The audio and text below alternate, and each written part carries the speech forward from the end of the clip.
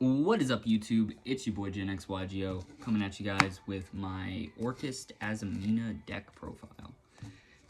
This deck will be getting upgraded to the Orcust Mitsurugi version, but right now this is just the cards that I currently have to play Orcust with. So to start off, we are of course playing 3 Girsu, followed up by 3 Harporter. These are your normal summons. There are about 6 of them. Harporter and Girsu both are full combo normal summons by themselves.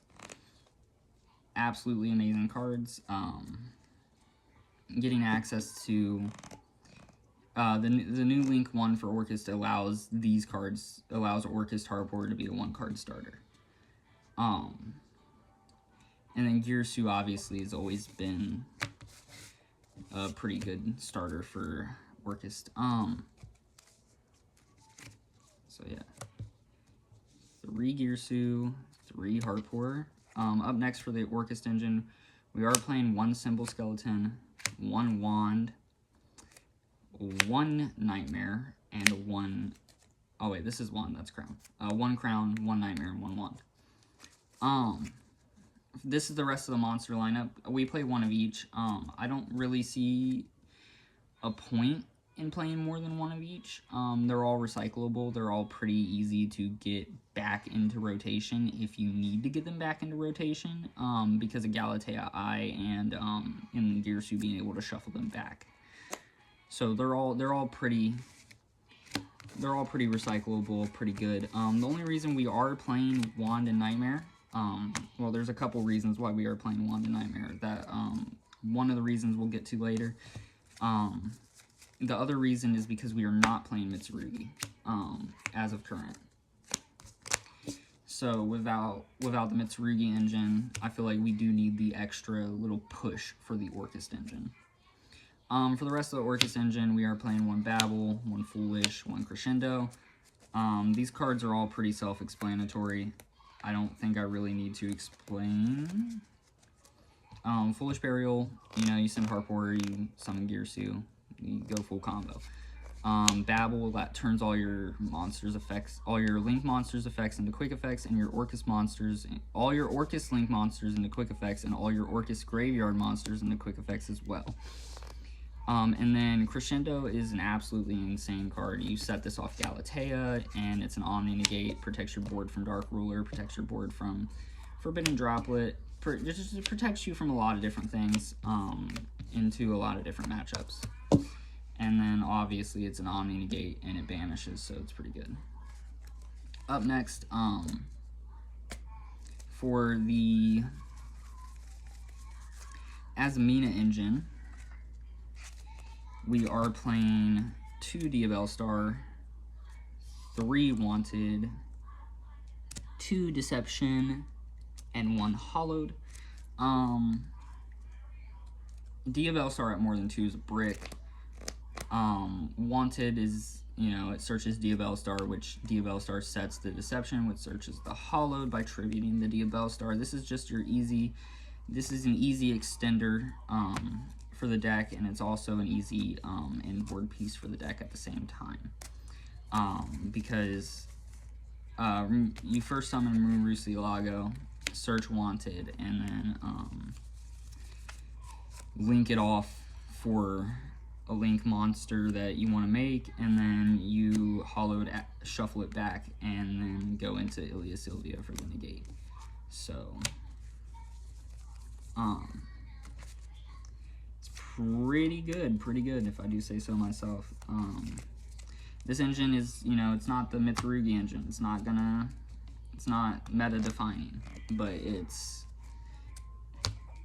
really good for this deck, especially because being able to discard off Diabell Star, tribute a monster off of Deception. You can tribute if you open Deception Harporter, that's literally full combo. And then if you open Black Witch Harporter or something like that, just being able to discard the harp is insane. Up next for the non-engine, we are running a pretty stacked non-engine. I believe there is 20 non-engine cards that I'm currently running. So to start off, we are running 3 Fua for sure. Absolutely mandatory card. After that, we are backing the Fua up with the Ash Blossoms to prevent ourselves from being Fua'd. And then we are playing Droll and Bell. And that is, you know, this is here for Mitsurugi Orchid, not Mitsurugi Orcust, Mitsurugi Yummy. This is here for Dracotel. Ash plus Bell going second into Dracotel with Orcust is absolutely insane.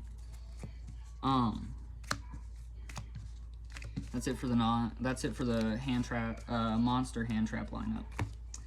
Up to the spells, we are playing 3 Forbidden Droplet, 2 Triple Tactics Thrust, 1 Triple Tactics Talent, and last but not least, for the traps, we are playing 3 Infinite Impermanence.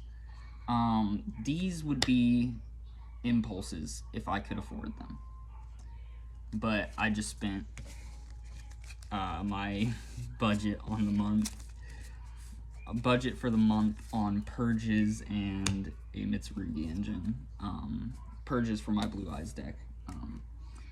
But yeah, ideally those would be the imperms would be impulses.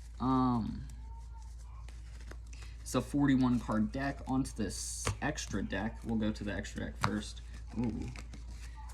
So for the extra deck for the Orcust links, we play 1 Galatea Eye, 1 regular Galatea. You could bump this up to 2 if you really wanted to. I don't see a point in it. Once again, these cards are all very easily recycled. 1 Long Yearsu for Link Climbing. This card isn't mandatory, but it allows you to Link Climb a little bit easier.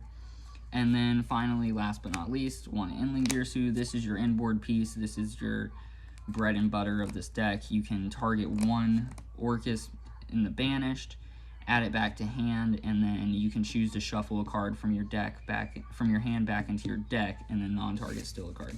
And it doesn't specifically, one big thing is it doesn't specifically shuffle back the Orcust name that you add. So if you, like, for example, add Gearsu, and then you have like a dead card in hand, you can just shuffle back that dead card, and then you'll have Gearsu for follow-up for the next turn.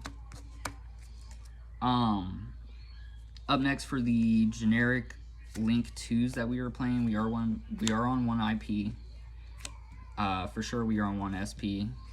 You absolutely have to play Dark the Dark Charmer. The other day I went Dark, stole somebody's Murakumo, and then proceeded to OTK him after I stole his Murakumo. So, and then for the final Link 2, we are playing 1 Cross Sheep. This is important for the combo. It's not as important if you plan on playing Mitsurugi, but for this particular combo, this is important. Ideally, if you do play Mitsurugi, you swap this out for Barricade Block. Yeah, you know what I'm talking about. Up next for the Link 3s, we only play 1 Link 3, besides the Long Gearsu, and that's Nightmare Unicorn. Nightmare Unicorn is really good. It's 1, it discards for cost. 2, it shuffles back, not destroys or sends to graveyard, which is really strong. For the Link Force, we are playing Boarsword Dragon. This card's a house. Outs towers. Like, you go into Boarsword against the towers deck, you just beat over their towers, and then you look at them like, what do you do now? Speaking of outing towers, we are playing the 1 Underworld Goddess. I don't like towers. I really don't like towers. So if I can find any way to get rid of a towers, I'm going to get rid of said towers. Whether it be by battle destruction from Boarsword Dragon or by linking it off with the Goddess. If Boarsword can't get over it, like a really beefy Noir in defense position or something. Up next for the fusions, we are running 1 Rusilago and 1 Ilia Sylvia. These are the only Azamina fusions that you need to run. The other ones are completely fucking useless. These are going to be your bread and butter.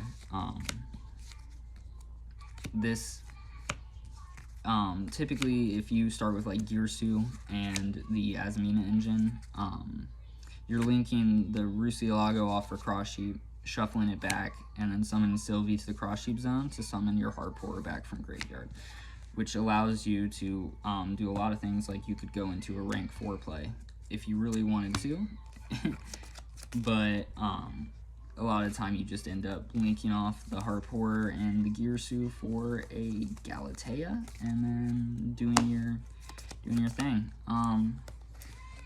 One last Orcust card. We are playing Dingirsu. You absolutely have to play this card. Mandatory. And then another card, doesn't come up very often, but it's important. Typhon. Alrighty, on to the side deck. So for the side deck, I am playing 1 Harpy's Feather Duster, 2 Lightning Storm, and 1 Raigeki for my blowout cards going second. As well as 3 Dark Ruler no more.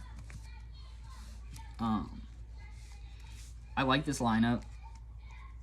I really like Harpies and Lightning Storm go really good into Dracotel. Dark Ruler and Raigeki go really good into Yummy. So yeah, I really like this lineup. The only thing I think I would change is maybe 2 Dark Ruler and 1 Raigeki, but we'll see. Another thing I would change is that I want the Starlight of this. Yeah, I want the Starlight of this. I would like the QCRs of the Dark Rulers and the Lightning Storms, but I don't know if I can afford all that. Up next, for the hand traps in the side deck, we are running 2 Skullmeister and 3 Artifact Lancia. Artifact Lancia is good against a lot of decks, to be honest. Like, it kills Malice, kills Orcust, like, kills Crystron. A bunch of different decks that Artifact Lancia hits that make it really useful. And then Skullmeister is in here specifically for one reason and one reason only, and that's so we can side out the Ghost Spells going first against Dracotel. Going first against Dracotel. Going first, I always side out. My side patterns are pretty basic. Going first, I always side out Fua for Strike and Judgment. These are the last 3 cards in the side deck, actually. 2 Strike and 1 Judgment. So I always side out the 3 Fua for the 2 Strike and the 1 Judgment. I just think it's absolutely, like, these are just generically good going first cards, and this is just a generically good going second card. So it just works out. But I do side out the Bells for the Skullmeisters in the case of playing against Dracotel, and we are going first. And then I do keep the Skullmeisters in going second against Dracotel, because they do allow me to prevent the graveyard effects of, like, Malulu and stuff like that. Preventing the opponent from actually, like, full-on breaking your board is pretty important, to say the least. You don't want your board broken. Because your board gets broken, you die, pretty much. I mean, this deck has a lot of follow-up, so I wouldn't say particularly specifically this deck dies if the board gets broken, but